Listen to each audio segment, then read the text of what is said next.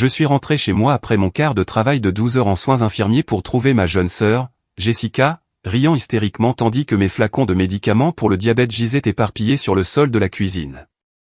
Jessica a prétendu qu'elle avait remplacé mon insuline par du sérum physiologique comme une farce inoffensive pour m'apprendre à ne pas être trop confiante. En quelques minutes, ma glycémie a grimpé dangereusement. Alors que ma vision se brouillait et que je luttais pour rester consciente, Jessica continuait de glousser, disant que c'était juste une blague. Je me suis effondré, réalisant que ma sœur m'avait potentiellement tué pour se divertir. Au moment où j'ai touché le carrelage froid, tout a changé. Mon corps était secoué de convulsions alors que l'acidocétose diabétique ravageait mon système. Mais cela semblait différent de tous les épisodes que j'avais vécus auparavant. À travers ma conscience défaillante, j'entendais le rire de Jessica résonner sur les murs de la cuisine comme une bande-son tordue de ma mort potentielle. « Jessica » ai-je haleté, ma voix à peine audible, appelle le 911. Mais elle n'a pas bougé. Au lieu de cela, elle a sorti son téléphone et a commencé à m'enregistrer. « Ça va devenir tellement viral », a-t-elle dit, zoomant sur mon visage alors que je luttais pour respirer. Avec un effort énorme, j'ai réussi à atteindre mon propre téléphone et à composer le numéro des services d'urgence. « J'ai besoin d'aide », ai-je chuchoté au répartiteur. « Urgence diabétique. Quelqu'un a trafiqué mes médicaments. » Les ambulanciers sont arrivés en 8 minutes, bien que cela ait semblé durer des heures. Alors qu'ils franchissaient la porte d'entrée, Jessica a rapidement fourré son téléphone dans sa poche et a offert une performance digne d'un Oscar. « Dieu merci, vous êtes là », a-t-elle sangloté de façon dramatique. Ma sœur vient de s'effondrer. Elle est diabétique, et je pense qu'elle a oublié de prendre son insuline correctement. L'ambulancier Rodriguez a immédiatement commencé à vérifier mes signes vitaux pendant que son partenaire interrogeait Jessica. Quelque chose dans mes lectures de tension artérielle l'a fait froncer les sourcils profondément. « Madame, que s'est-il passé exactement avant qu'elle ne s'effondre ?» L'histoire de Jessica coulait de source. Elle vient de rentrer du travail et agissait de manière vraiment fatiguée et confuse. Vous savez comment deviennent les diabétiques quand leur glycémie est déréglée. Mais j'ai lutté pour parler. Elle a échangé mon insuline, ai-je réussi à croasser avant de perdre à nouveau connaissance. À l'hôpital général Merci, le docteur Sarah Thompson a effectué des analyses sanguines qui l'ont amené à demander immédiatement des tests supplémentaires. Les marqueurs chimiques dans mon sang ne correspondaient pas à une simple acidocétose diabétique. Il y avait des substances étrangères qui n'avaient rien à faire dans un corps humain. « Qu'avez-vous ingéré exactement aujourd'hui ?» a demandé le docteur Thompson lorsque j'ai repris connaissance aux urgences. Ma sœur a dit qu'elle avait mis du sérum physiologique dans mes flacons d'insuline pour me faire une farce, ai-je expliqué faiblement. L'expression du docteur Thompson s'est durcie. Madame Williams, les résultats toxicologiques préliminaires montrent des solvants de nettoyage industriel dans votre système. Ce n'était pas du sérum physiologique. Mon monde s'est arrêté. Jessica n'avait pas seulement remplacé mon médicament vital par de l'eau salée inoffensive. Elle avait injecté des produits chimiques toxiques dans mes flacons d'insuline qui auraient pu dissoudre mes organes de l'intérieur. 20 minutes plus tard, mes parents, Robert et Linda, ont franchi les portes de l'hôpital avec Jessica traînant derrière eux. Ses yeux étaient rouges de ce que je réalisais maintenant être des larmes complètement fausses. Jessica les avait appelés avec une histoire soigneusement élaborée sur la façon dont je réagissais de manière excessive à sa farce innocente entre sœurs. « Chérie, nous sommes venus dès que nous avons appris », a dit maman, se précipitant aux côtés de Jessica au lieu des miens.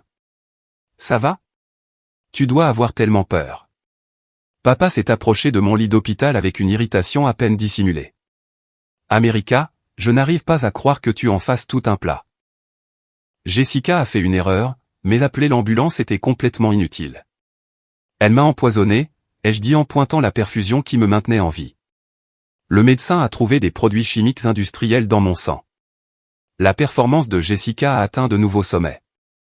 Elle s'est effondrée dans les bras de notre mère, gémissant qu'elle n'avait jamais voulu blesser personne et qu'elle était désolée pour sa blague inoffensive.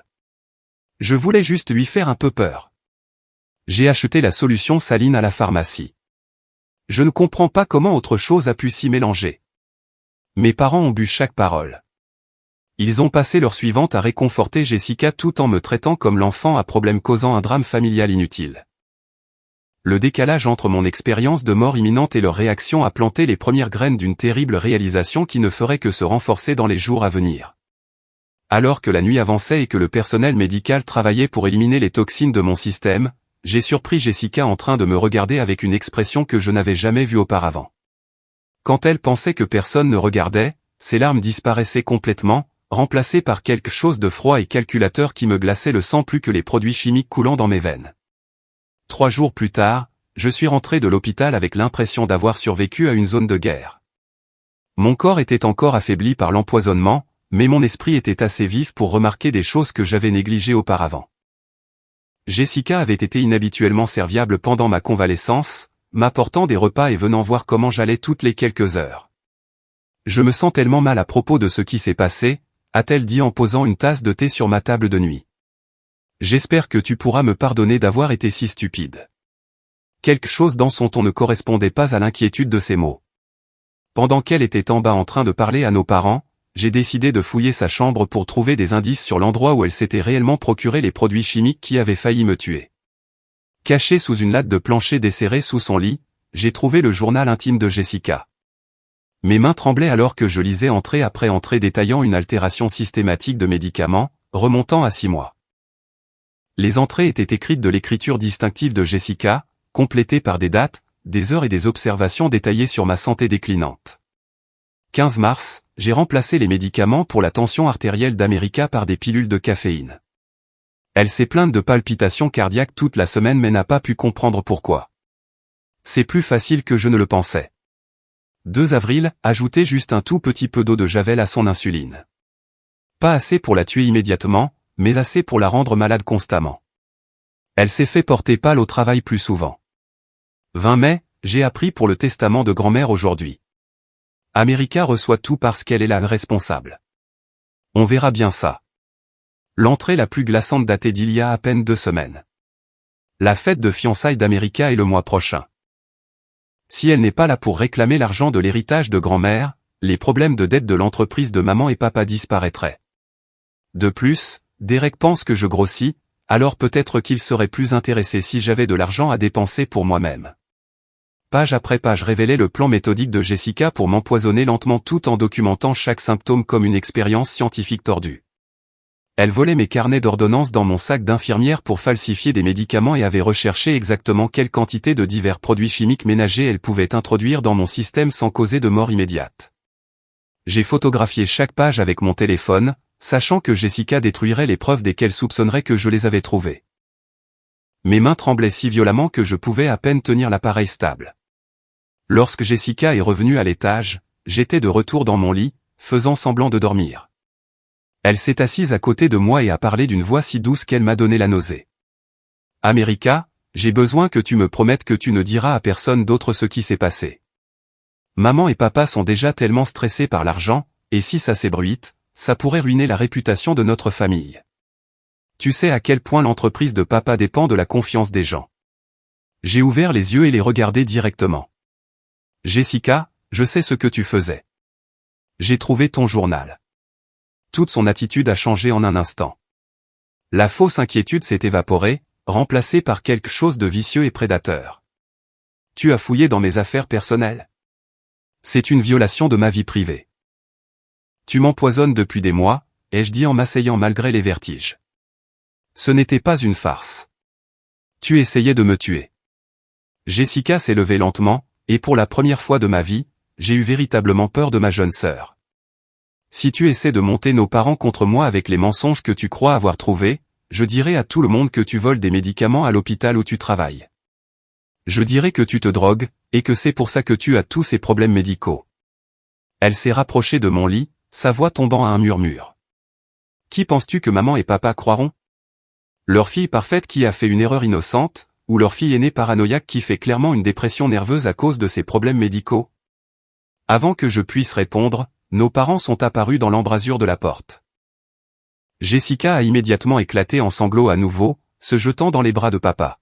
« Elle m'accuse de choses horribles », a sangloté Jessica. Elle dit que j'ai essayé de lui faire du mal exprès, mais je ne ferai jamais ça. Je pense que les produits chimiques ont peut-être affecté son cerveau.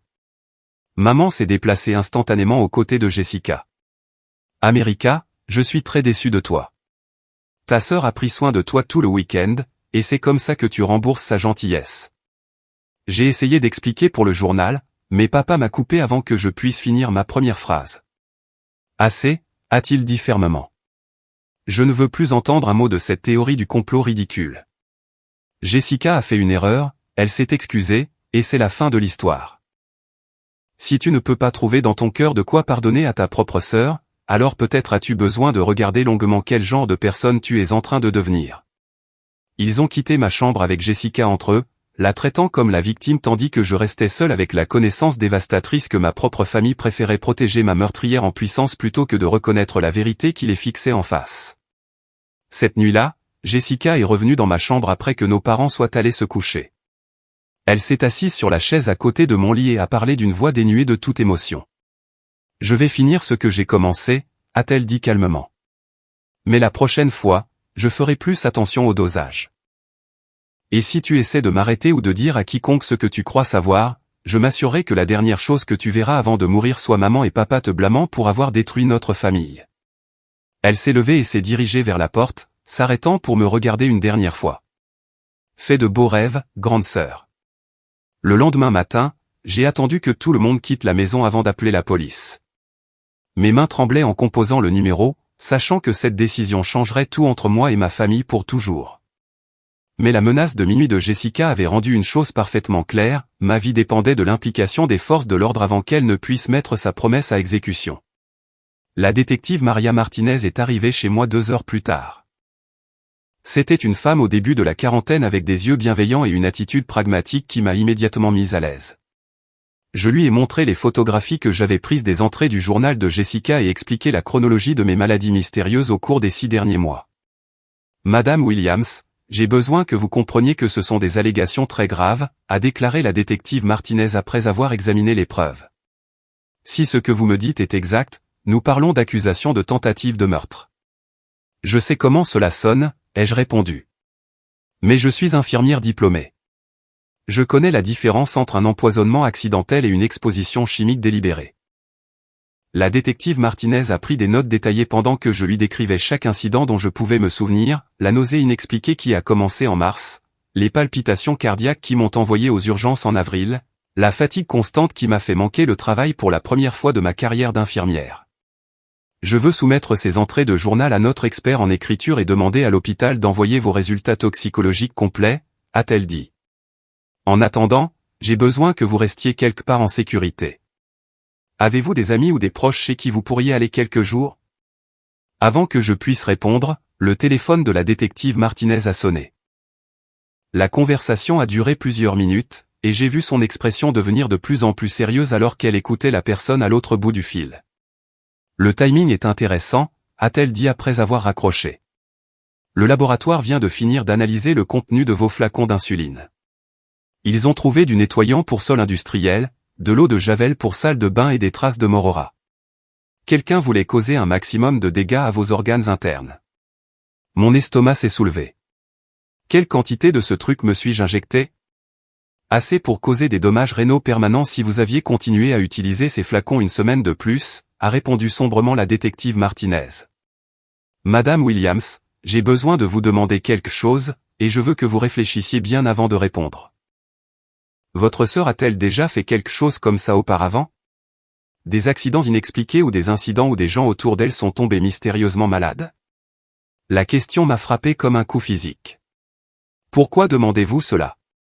La détective Martinez a sorti un dossier que je n'avais pas remarqué auparavant. Parce que lorsque j'ai passé le nom de Jessica dans notre base de données, j'ai trouvé quelque chose d'inquiétant. Elle a un casier judiciaire juvénile scellé qui a été effacé à ses 18 ans, mais j'ai toujours accès aux détails de base. Elle a ouvert le dossier et m'a montré un rapport de police daté d'il y a 5 ans. Jessica avait été interrogée en lien avec une série d'incidents d'intoxication alimentaire au magasin de détail où elle travaillait pendant le lycée. 3 employés avaient fini à l'hôpital sur une période de 2 mois, tous avec des symptômes similaires à ceux que j'avais vécus. Que s'est-il passé? Ai-je chuchoté. L'enquête a été abandonnée après que vos parents ont engagé un cabinet d'avocats coûteux pour représenter Jessica. Le gérant du magasin a subi des pressions pour ne pas porter plainte, et les employés affectés ont reçu des règlements financiers en échange de la signature d'accords de non-divulgation. J'ai eu mal au cœur. Mes parents étaient au courant. Selon les notes du dossier, Ils étaient non seulement au courant des incidents précédents, mais ont activement travaillé pour les étouffer. Le détective principal à l'époque a noté que vos parents semblaient plus préoccupés par la protection de la réputation de Jessica que par le fait de savoir si elle avait réellement empoisonné ses collègues. La détective Martinez s'est penchée en avant sur sa chaise. America, j'ai besoin que vous compreniez quelque chose. Les gens qui s'engagent dans ce type d'empoisonnement systématique ne commencent généralement pas par les membres de leur famille. Le fait que Jessica se soit sentie à l'aise de passer à la tentative de meurtre de sa propre sœur suggère qu'elle pratique ce comportement depuis des années. Au cours de l'heure suivante, la détective Martinez a expliqué le processus d'enquête pendant que j'essayais de traiter la révélation selon laquelle mes parents avaient couvert les crimes précédents de Jessica. Elle a organisé une analyse médico-légale complète de mon appartement, en se concentrant sur les zones où Jessica aurait eu accès à mes médicaments et à ma nourriture. Nous allons également examiner les images de sécurité de votre immeuble, a-t-elle dit. Si Jessica est entrée chez vous à votre insu, il devrait y avoir des preuves vidéo de ses allées et venues quand vous étiez au travail. Alors que la détective Martinez se préparait à partir, elle m'a tendu sa carte de visite et une brochure sur les services aux victimes. Je sais que c'est accablant, mais je veux que vous sachiez que nous prenons la tentative de meurtre très au sérieux. D'après ce que vous m'avez montré aujourd'hui, je crois que nous avons assez de preuves pour obtenir un mandat d'arrêt contre Jessica. Cet après-midi-là, je me suis fait porter pâle au travail et j'ai conduit jusqu'à la maison de ma meilleure amie Sarah, à l'autre bout de la ville. Je ne pouvais pas risquer de rester dans mon appartement une nuit de plus, surtout en sachant que Jessica y entrait quand elle le voulait pour continuer sa campagne d'empoisonnement. Sarah a tout écouté avec une horreur croissante et a immédiatement insisté pour que je reste avec sa famille jusqu'à ce que l'enquête policière soit terminée. Je n'arrive pas à croire que Jessica ferait une chose pareille, a-t-elle dit. Mais avec du recul, j'ai toujours pensé qu'il y avait quelque chose de bizarre dans la façon dont elle te regardait lors des réunions de famille. À la tombée de la nuit, la détective Martinez a appelé avec une mise à jour qui m'a glacé le sang. America, nous avons examiné 6 mois d'images de sécurité de votre immeuble. Jessica est entrée dans votre appartement en moyenne 3 fois par semaine quand vous étiez au travail. Les horodatage correspondent parfaitement aux dates dans ces entrées de journal. Que va-t-il se passer ensuite, ai-je demandé. Nous allons l'arrêter demain matin, a répondu la détective Martinez. Mais je dois vous avertir de quelque chose. Lorsque nous avons recherché dans la base de données les achats des produits chimiques trouvés dans votre système, nous avons découvert que quelqu'un achetait ces substances régulièrement dans plusieurs quincailleries de la ville. La carte de crédit utilisée pour ces achats est enregistrée au nom du compte professionnel de vos parents. Le téléphone a glissé de mes mains. Mes parents n'étaient pas seulement au courant des incidents d'empoisonnement précédents de Jessica et les avaient couverts, ils finançaient activement ces tentatives de meurtre contre moi. L'arrestation de Jessica a eu lieu pendant le dîner de famille dominical chez nos parents. Je n'étais pas là pour en être témoin, mais la détective Martinez m'a appelé après pour décrire une scène qui révélait les véritables profondeurs de la corruption de ma famille. Quand nous sommes arrivés avec le mandat, votre sœur était assise à la table de la salle à manger en train de rire de quelque chose avec vos parents, m'a dit la détective Martinez. Elle a même demandé si elle pouvait finir son dessert avant que nous l'emmenions pour interrogatoire. La perquisition de ma maison d'enfance a mis au jour une collection horrifiante de preuves qui dépeignaient Jessica comme une prédatrice méthodique planifiant ma mort depuis plus d'1 an. Caché dans le placard de sa chambre, la police a trouvé des plans détaillés de mon appartement, des copies de mon horaire de travail et une liste complète de tous les médicaments que je prenais, ainsi que des recherches sur les doses létales. Mais la preuve la plus accablante a été découverte dans le bureau de notre père à la maison. Les relevés bancaires montraient des retraits d'argent réguliers totalisant plus de 15 000 $ au cours des 8 derniers mois, tous correspondant aux dates où Jessica avait acheté des produits toxiques ou quand j'avais subi des épisodes médicaux graves. La détective Martinez a trouvé des échanges de SMS entre mes parents et Jessica qui ont détruit toute illusion que j'avais maintenue sur leur amour pour moi. Robert à Jessica, daté d'il y a 3 mois, la police d'assurance vie sur America vaut 300 000 $. S'il lui arrivait quelque chose, nous pourrions rembourser la dette de l'entreprise et avoir encore de l'argent pour tes frais d'université. Linda à Jessica, daté d'il y a 6 semaines, assure-toi que quoi que tu fasses, ça ressemble à un accident. S'il y a une enquête, nous ne pouvons avoir aucun lien remontant à notre famille. Jessica à Robert, daté d'il y a 2 semaines, je m'entraîne avec différentes combinaisons chimiques. Je pense avoir trouvé comment faire ressembler ça à des complications de son diabète qu'il aurait finalement rattrapé. Quand j'ai lu ces messages assise dans le bureau de la détective Martinez, j'ai senti quelque chose mourir en moi. Ce n'étaient pas les actions désespérées de parents essayant de protéger un enfant en difficulté. C'était une conspiration calculée pour me tuer à des fins financières. Il y a plus, a dit doucement la détective Martinez. Nous avons trouvé des preuves que Jessica a falsifié votre signature sur des documents médicaux. Elle a déjà déposé des papiers à votre hôpital essayant de s'établir comme votre mandataire médical. Elle m'a montré des formulaires qui auraient donné à Jessica un contrôle total sur mes soins médicaux dans l'éventualité où je deviendrais incapable. Les faux étaient assez sophistiqués pour passer probablement une inspection rapide dans des bureaux administratifs hospitaliers très occupés. Si son empoisonnement avait réussi à vous plonger dans le coma, elle aurait eu l'autorité légale pour prendre des décisions concernant votre traitement, a expliqué la détective Martinez, y compris la décision de refuser des interventions vitales. Mon téléphone a sonné constamment au cours des jours suivants alors que mes parents essayaient de me joindre. Ils laissaient message vocal après message vocal, alternant entre menaces et supplications manipulatrices pour que j'abandonne les charges contre Jessica. America, tu détruis cette famille pour un malentendu. La voix de papa se brisait à travers le haut-parleur. Jessica n'est qu'une gamine qui a fait une erreur stupide. Tu vas ruiner tout son avenir parce que tu ne peux pas pardonner un accident. Les messages de maman étaient encore plus dérangeants. Si tu persistes à porter plainte, tu seras responsable de la destruction de notre famille. Jessica t'admire tellement. Comment peux-tu être si cruel envers quelqu'un qui t'aime? Mais j'avais déjà fait ma déposition au bureau du procureur. Les preuves contre Jessica étaient accablantes, et les procureurs étaient confiants de pouvoir obtenir une condamnation pour tentative de meurtre au premier degré, ainsi que de multiples chefs d'accusation d'agression avec une arme mortelle. Le point de rupture est arrivé lorsque mes parents ont engagé le même avocat de la défense coûteux qui les avait aidés à couvrir les incidents d'empoisonnement de lycée de Jessica. Lors d'une audience préliminaire, leur avocat a soutenu que Jessica souffrait d'une grave maladie mentale qui l'empêchait de comprendre les conséquences de ses actes. Ma cliente est une jeune femme qui lutte contre la dépression et l'anxiété depuis des années, a déclaré l'avocat de la défense au juge. Ses actions, bien que regrettables, était le résultat d'une dépression psychologique plutôt que d'une méchanceté calculée. J'étais assise au fond de la salle d'audience, écoutant ma sœur être dépeinte comme la victime tandis que j'étais présenté comme un membre de la famille vindicatif cherchant à se venger d'un tragique accident. La stratégie de la défense était claire, convaincre le jury que Jessica était trop instable mentalement pour former une intention criminelle tout en arguant simultanément que j'exagérais mes blessures pour attirer l'attention. Mais alors, quelque chose s'est produit qui a tout changé.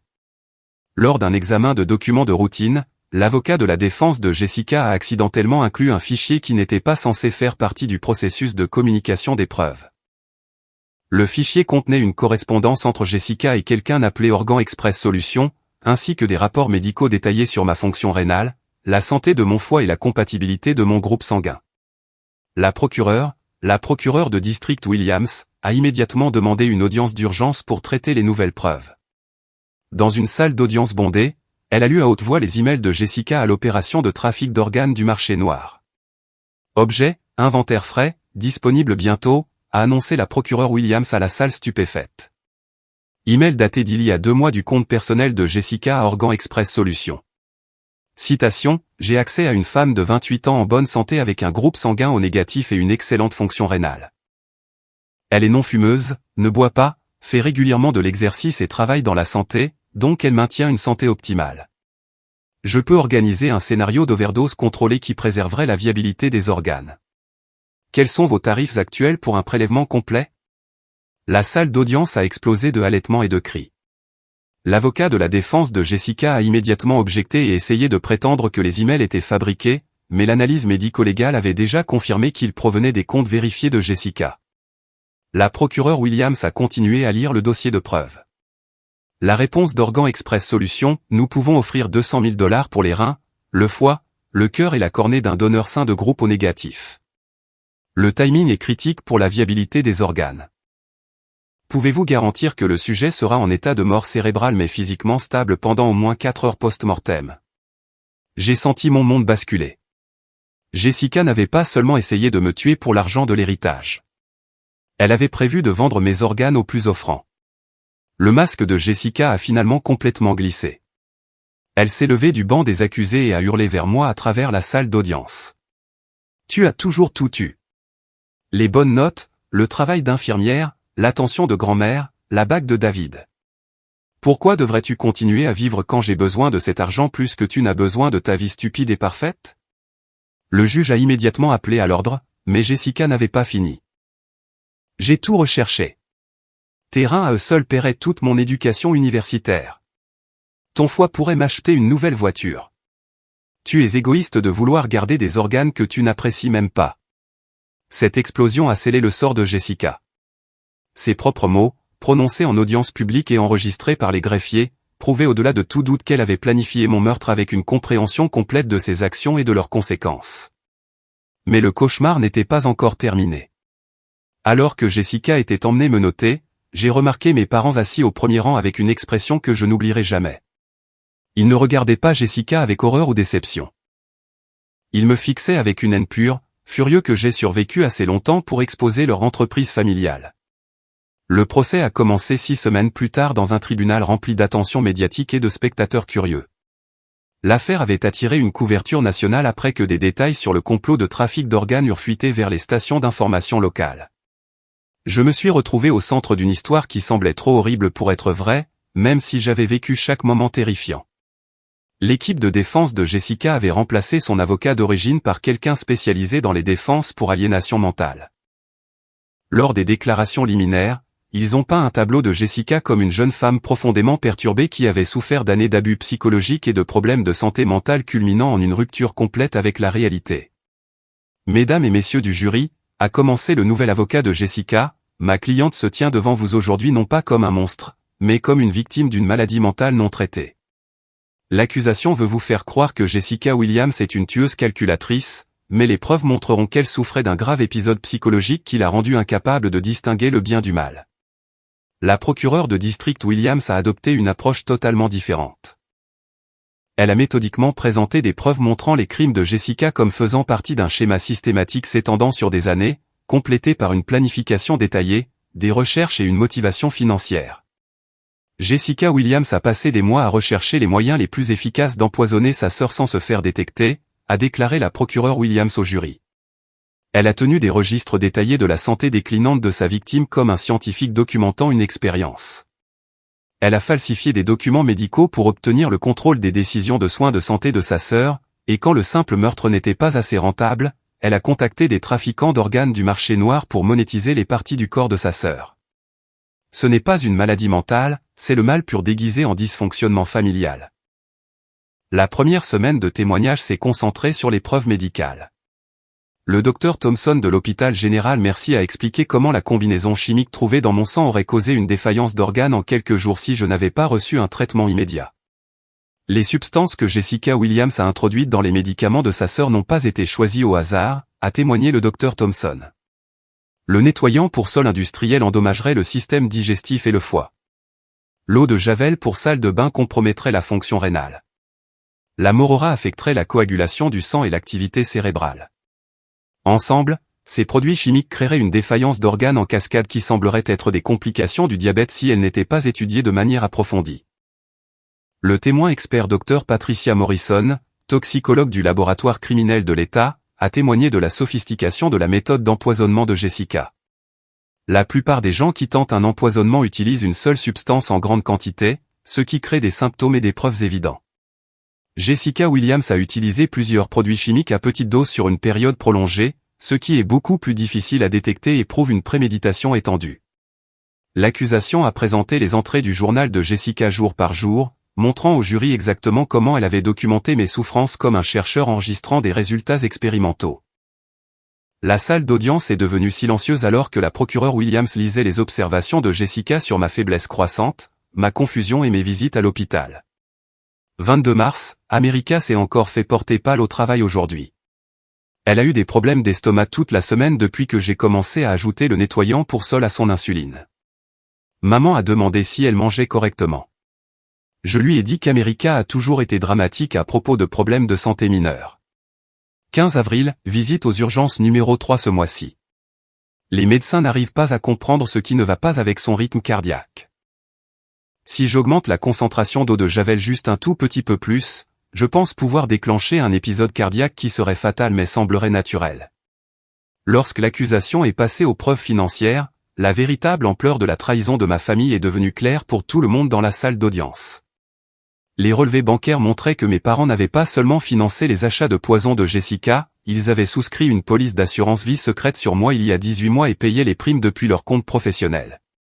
Robert et Linda Williams ont acheté une police d'assurance vie de 500 000 $ sur leur fille America à son insu et sans son consentement, a expliqué la procureure Williams au jury. Ils ont inscrit Jessica comme bénéficiaire principale avec eux-mêmes comme bénéficiaire secondaire. Les paiements de primes ont augmenté de manière significative au cours des mois où les tentatives d'empoisonnement de Jessica se sont intensifiées.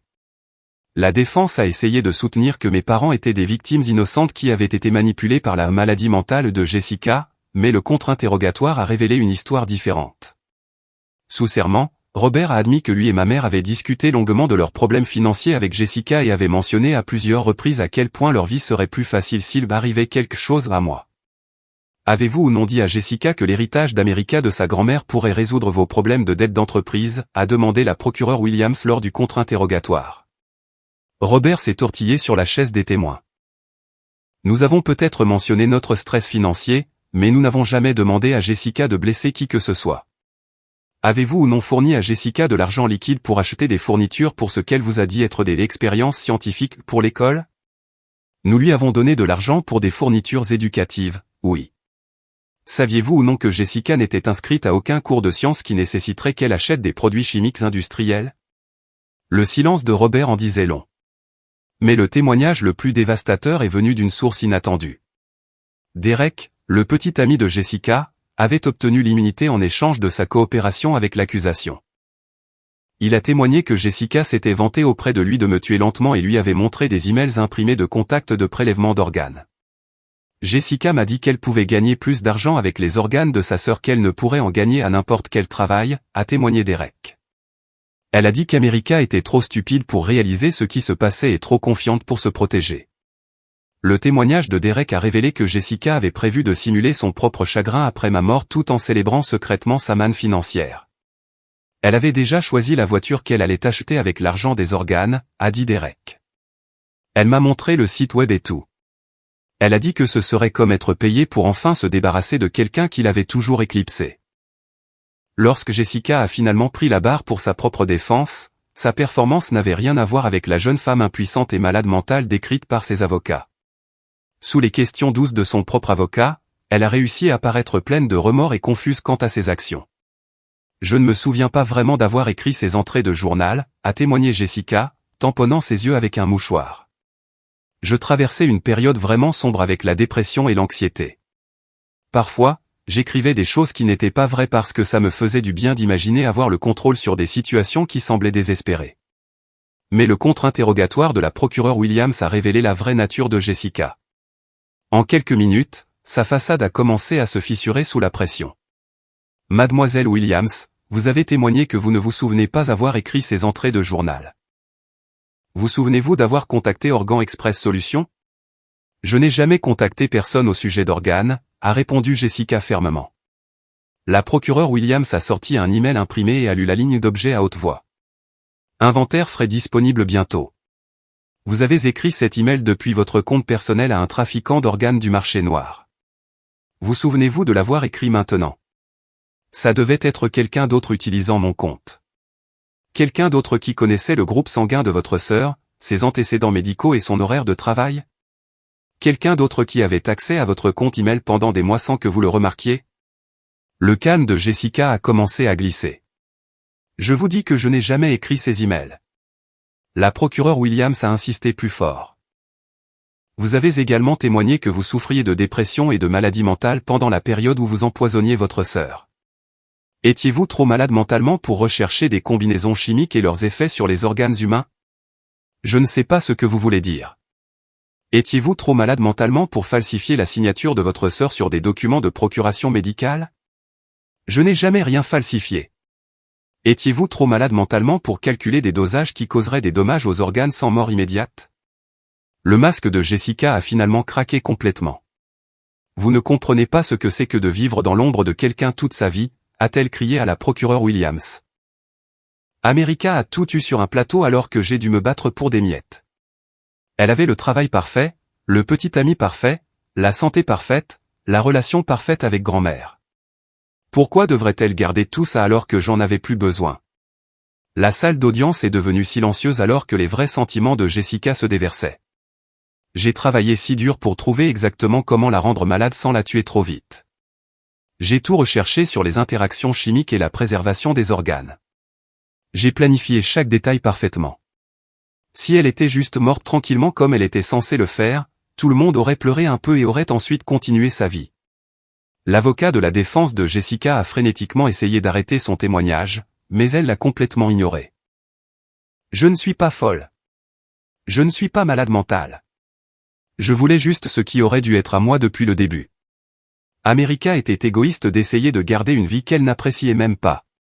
Le jury a délibéré pendant moins de 2 heures avant de rendre un verdict de culpabilité sur tous les chefs d'accusation, tentative de meurtre au premier degré, complot en vue de commettre un meurtre, agression avec une arme mortelle, fraude et complot en vue de commettre un trafic d'organes. Le juge a condamné Jessica à 25 ans de prison d'État sans possibilité de libération conditionnelle pendant 15 ans. Mes parents ont reçu des peines de 15 ans chacun pour leur rôle dans le complot, bien que leurs avocats aient plaidé avec succès pour la possibilité d'une libération conditionnelle après 8 ans pour bonne conduite. Assise dans cette salle d'audience en écoutant la condamnation de Jessica, j'ai ressenti quelque chose que je n'avais pas éprouvé depuis des mois, le soulagement. Pour la première fois depuis la découverte de son journal, je savais avec certitude que Jessica ne pourrait plus jamais me faire de mal, ni à moi ni à personne d'autre.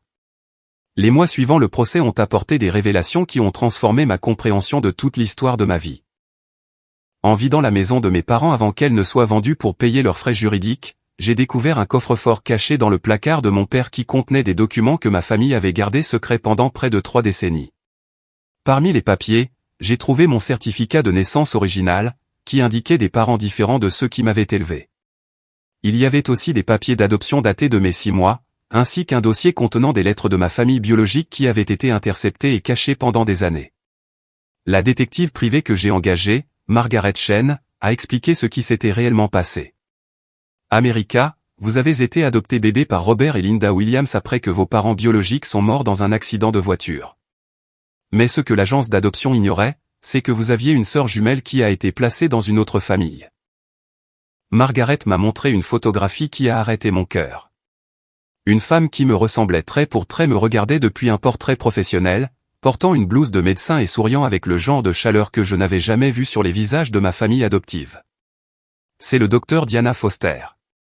Elle vous cherche depuis plus de 10 ans via divers registres d'adoption et détectives privés. Jessica a découvert les efforts de recherche de Diana il y a 2 ans et a intercepté toute correspondance pour vous empêcher d'apprendre l'existence de votre famille biologique. La vérité m'a frappé comme un coup physique. Jessica n'avait pas seulement essayé de me tuer pour l'argent, elle avait été terrifiée que je trouve ma vraie famille et découvre à quel point la vie pouvait être meilleure avec des gens qui m'aimaient vraiment. Diana Foster vivait à Seattle, où elle travaillait comme médecin urgentiste à l'hôpital pour enfants de Seattle. Lorsque Margaret a organisé notre premier appel téléphonique, Diana a pleuré pendant 20 minutes avant de pouvoir parler de manière cohérente. « Je n'ai jamais perdu l'espoir de te trouver », a dit Diana à travers ses larmes. Nos parents biologiques ont laissé des lettres pour nous deux expliquant à quel point ils nous voulaient et combien ils étaient désolés de ne pas pouvoir nous élever eux-mêmes. Je porte ta lettre depuis 15 ans, attendant le jour où je pourrais te la donner. Diana avait grandi avec des parents adoptifs qui la traitaient comme un cadeau précieux plutôt que comme un fardeau. Elle avait été encouragée à poursuivre ses rêves, soutenue pendant ses études de médecine et aimée inconditionnellement par une famille qui célébrait ses réalisations au lieu de les envier. J'ai tellement de choses à te dire sur nos parents, a dit Diana. Ils étaient tous les 2 enseignants et sont morts dans un accident causé par un conducteur ivre quand nous avions 5 mois. Ils ont laissé des lettres détaillées sur leurs espoirs pour notre avenir et combien ils nous aimaient même s'ils ont à peine eu le temps de nous connaître. Au cours des semaines suivantes, Diana et moi avons parlé pendant des heures chaque jour, partageant des histoires sur nos vies parallèles et nous émerveillant des similitudes entre nous, bien qu'ayant été élevés dans des environnements complètement différents. Nous avions toutes les deux choisi des carrières dans la santé, toutes les deux lutté contre les mêmes complications rares du diabète, et toutes les deux avions un amour inexplicable pour la musique classique et les romans policiers. Les parents adoptifs de Diana, James et Patricia Foster, m'ont accueilli dans leur famille à bras ouverts lorsque j'ai pris l'avion pour Seattle pour les rencontrer. Pour la première fois de ma vie, j'ai ressenti ce que c'était que d'être dans une pièce où les gens étaient sincèrement heureux de me voir plutôt que de tolérer ma présence. Nous avons toujours su que Diana avait une sœur jumelle quelque part, a expliqué Patricia lors d'un dîner dans leur maison chaleureuse et confortable. Nous espérons et prions depuis des années pour que vous vous retrouviez. Diana parlait de toi constamment quand elle était petite, même si elle ne se souvenait pas de toi consciemment. James m'a montré des albums photos documentant l'enfance de Diana, soulignant des moments où elle avait parlé de son autre sœur ou dessiné des images de deux filles qui semblaient identiques. Elle ne t'a jamais oublié, America. Nous lui avons toujours dit que la famille n'est pas seulement une question de sang, mais son lien avec toi était quelque chose de plus profond que nous ne pouvions l'expliquer. La famille Foster m'a aidé à comprendre à quoi ressemblaient réellement des dynamiques familiales normales. Il posait des questions sur mes intérêts, célébrait ma carrière d'infirmière et traitait ma condition médicale comme quelque chose à gérer plutôt que comme quelque chose à envier. Quand je leur ai parlé des tentatives d'empoisonnement de Jessica, ils ont réagi avec l'horreur et la protection appropriée plutôt que par le déni et le blâme.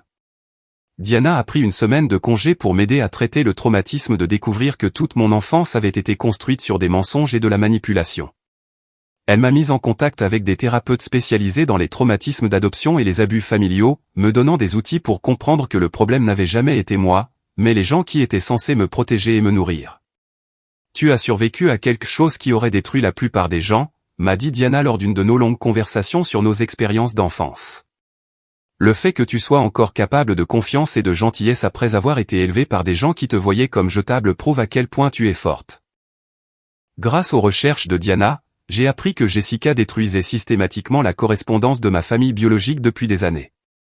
Lettres, cartes d'anniversaire, cadeaux de fin d'études et même de l'argent qui avait été mis de côté pour mon éducation avaient tous été interceptés et cachés pour m'empêcher d'apprendre l'existence des gens qui me cherchaient. Jessica a découvert la recherche de Diana via les réseaux sociaux, a expliqué Margaret lors de notre dernière réunion. Diana avait posté ta photo de bébé sur des sites de réunions d'adoption, et Jessica l'a reconnue immédiatement. Au lieu de te parler de ta sœur, Jessica a décidé d'éliminer la menace en t'éliminant toi. La famille Foster m'a invité à passer Noël avec eux cette année-là, m'offrant ma première expérience d'une fête centrée sur l'amour et la gratitude plutôt que sur l'obligation et le ressentiment. Les frères et sœurs adoptifs de Diana, Marcus et Elena, m'ont traité comme un membre de la famille perdue depuis longtemps, partageant des histoires sur leur enfance avec Diana et posant des questions sur mes propres expériences avec un intérêt sincère plutôt que du jugement. Le matin de Noël, Patricia m'a donné un paquet emballé qui contenait la lettre que mes parents biologiques avaient écrite pour moi avant de mourir. À travers mes larmes, j'ai lu leurs espoirs pour mon avenir, leurs expressions d'amour pour une fille qu'ils avaient à peine eu le temps de connaître, et leur souhait que je grandisse entouré de gens qui me chériraient pour exactement qui j'étais destiné à devenir. Nous espérons que quiconque élèvera notre belle America verra la lumière dans ses yeux et la force dans son esprit, avait écrit ma mère. Nous prions pour qu'elle soit aimée férocement et encouragée à poursuivre tout ce qui fait chanter son cœur. Surtout, nous espérons qu'elle sache qu'elle a été voulue, planifiée et aimée dès le moment où nous avons su qu'elle existait. En lisant ces mots, j'ai enfin compris la différence entre être voulu et être toléré. Mes parents biologiques m'avaient vu comme un cadeau, tandis que ma famille adoptive m'avait vu comme une obligation qui interférait avec leur plan pour Jessica. Diana m'a aidé à établir une bourse commémorative au nom de nos parents biologiques pour les étudiants en soins infirmiers ayant surmonté un traumatisme familial. Travailler ensemble sur quelque chose de significatif nous a donné un moyen d'honorer à la fois notre perte partagée et notre nouvelle connexion. Au fil de l'année, j'ai commencé à construire une vie à Seattle près de Diana et de la famille Foster. La distance de ma ville natale m'a aidé à traiter mon traumatisme tout en étant entouré de gens qui se souciaient réellement de mon bien-être.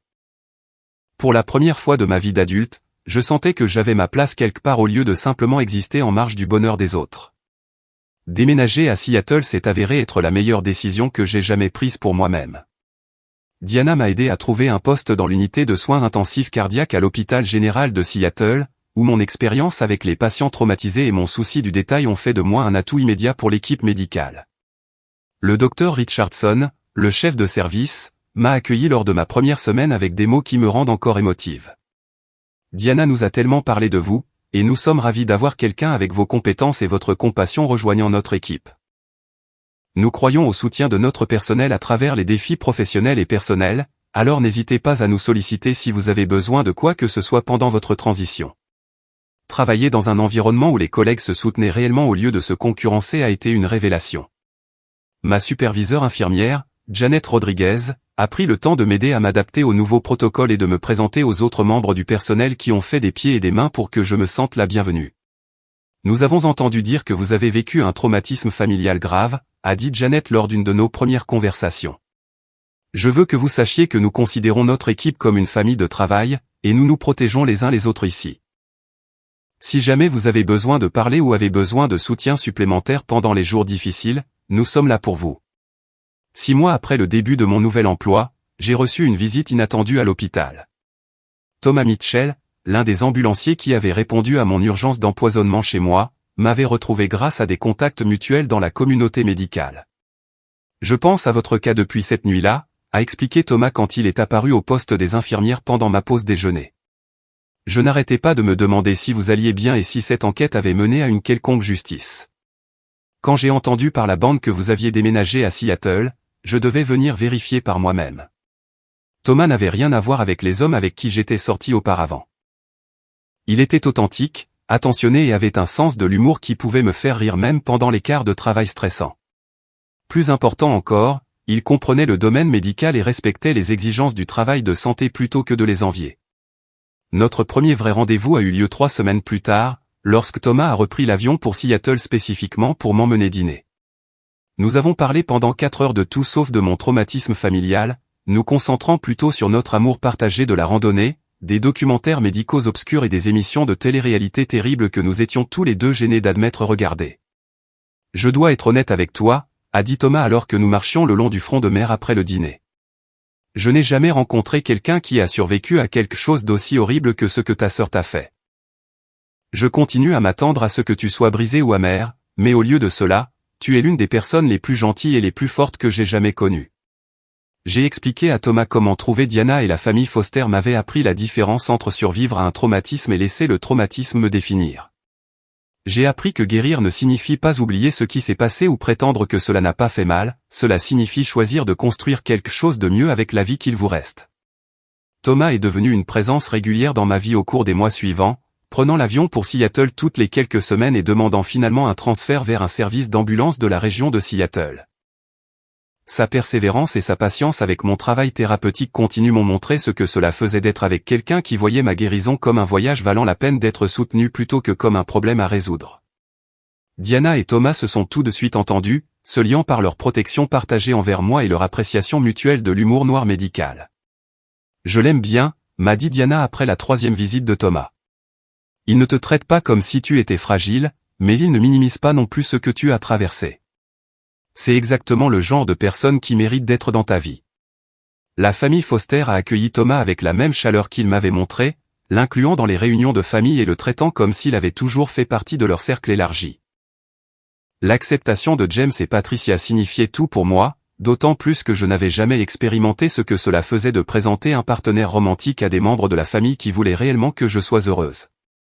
Grâce à mon travail à Seattle General, j'ai commencé à faire du bénévolat avec une organisation à but non lucratif appelée Réseau des survivants d'abus médical, qui fournissait soutien et plaidoyer pour les personnes ayant vécu un traumatisme médical ou un empoisonnement par des membres de la famille ou des soignants. Ma première prise de parole a été terrifiante, mais partager mon histoire a aidé 3 autres survivants à trouver le courage de signaler leur propre situation aux forces de l'ordre. Votre volonté de parler publiquement de l'empoisonnement familial systématique nous a donné un langage et un cadre pour comprendre des cas similaires, a expliqué la directrice de l'organisation, le Dr Lisa Park, après ma présentation. La plupart des gens ne réalisent pas à quel point ce type d'abus est courant ou à quel point les auteurs peuvent être sophistiqués. Travailler avec d'autres survivants m'a appris que mon expérience avec Jessica n'était pas unique, bien que l'élément de prélèvement d'organes fût particulièrement rare. J'ai rencontré des gens dont les membres de la famille les avaient empoisonnés pour de l'argent d'assurance, des litiges d'héritage, ou simplement parce qu'ils aimaient avoir du pouvoir sur la santé et le bien-être de quelqu'un. Une survivante, Margaret Thompson, avait été empoisonnée par sa fille adulte pendant 3 ans avant de découvrir la vérité. La partie la plus difficile n'était pas les dommages physiques, a raconté Margaret à notre groupe de soutien. C'était d'accepter que quelqu'un qui prétendait m'aimer ait été prêt à me torturer pour un gain financier. Ces conversations m'ont aidé à traiter mes propres sentiments concernant les motivations de Jessica et la complicité de mes parents.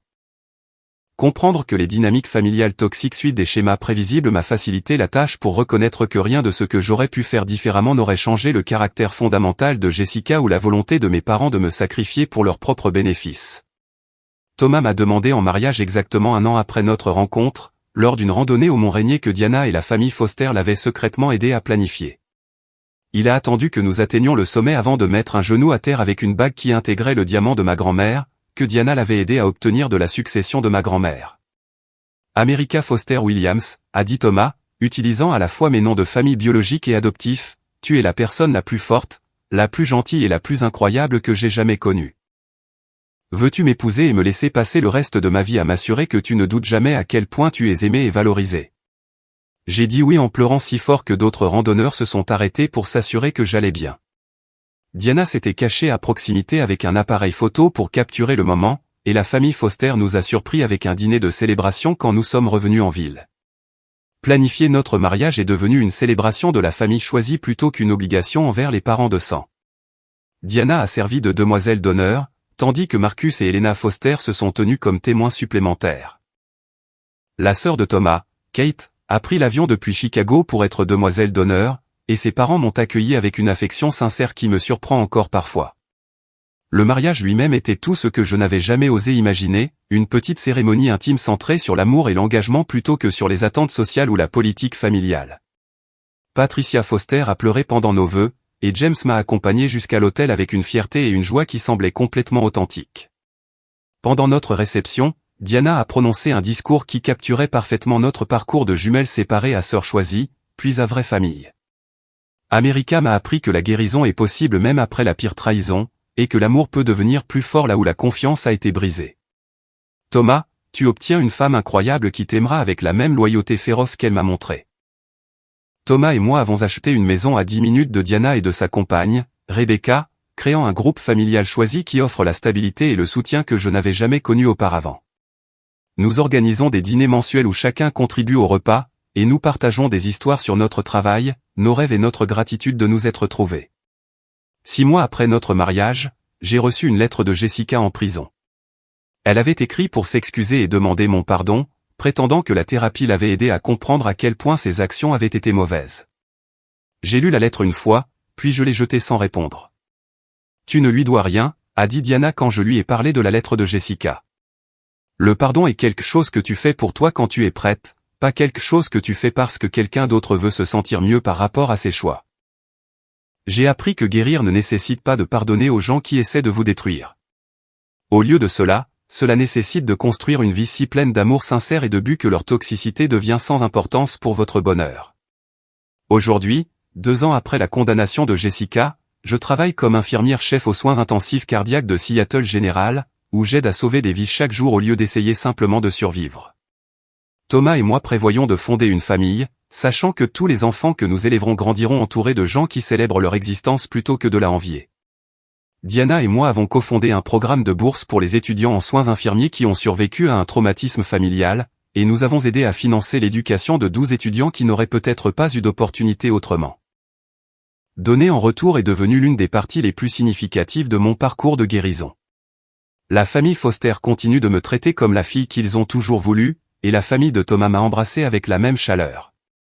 Je comprends enfin ce à quoi la famille est censée ressembler, sûre, solidaire et sincèrement investie dans le bien-être de l'autre. Plus important encore, j'ai appris que survivre à un traumatisme ne vous rend pas brisé ou endommagé. Cela peut vous rendre plus fort, plus compatissant et plus reconnaissant envers les bonnes personnes qui entrent dans votre vie. Jessica a essayé de me détruire, mais au lieu de cela, elle m'a amené à découvrir qui je suis vraiment et ce dont je suis vraiment capable.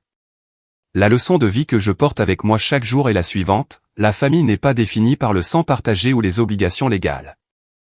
La vraie famille se compose de personnes qui protègent votre bien-être, célèbrent vos succès et vous aiment pour qui vous êtes exactement plutôt que pour qui ils veulent que vous deveniez. Parfois, le plus grand acte d'amour-propre est de s'éloigner des gens qui vous voient comme jetables, même s'ils partagent votre nom de famille ou vous ont élevé depuis l'enfance. Faites confiance à votre instinct quand les actions de quelqu'un ne correspondent pas à ses mots, et ne laissez jamais les autres vous faire douter de vos propres expériences. Les gens qui vous aiment vraiment vous croiront, vous soutiendront et vous aideront à guérir plutôt que de minimiser votre douleur ou de trouver des excuses à ceux qui vous blessent. Votre vie a une valeur qui va bien au-delà de ce que les autres peuvent prendre de vous ou tirer profit de votre existence. Vous méritez d'être entouré de gens qui voient cette valeur et la protègent férocement. Et parfois, la famille que vous choisissez devient plus précieuse que la famille dans laquelle vous êtes né parce qu'ils choisissent de vous aimer exprès plutôt que par accident. Avez-vous déjà dû vous éloigner de membres de la famille toxique qui déguisent leur cruauté en amour? J'aimerais entendre vos histoires dans les commentaires ci-dessous sur la façon dont vous avez trouvé la force de choisir votre propre bien-être plutôt que les attentes familiales. S'il vous plaît, aimez cette vidéo si mon histoire a résonné en vous, abonnez-vous pour plus d'histoires de la vie réelle sur la survie aux traumatismes familiaux, et partagez ceci avec quiconque pourrait avoir besoin d'entendre qu'il n'est pas seul dans ses luttes. Merci d'avoir écouté mon parcours, et j'espère qu'il vous aide à vous rappeler que vous méritez d'être vraiment chéri par les gens dans votre vie. Prenez soin de vous, et souvenez-vous que votre guérison compte plus que le confort de quiconque avec votre vérité.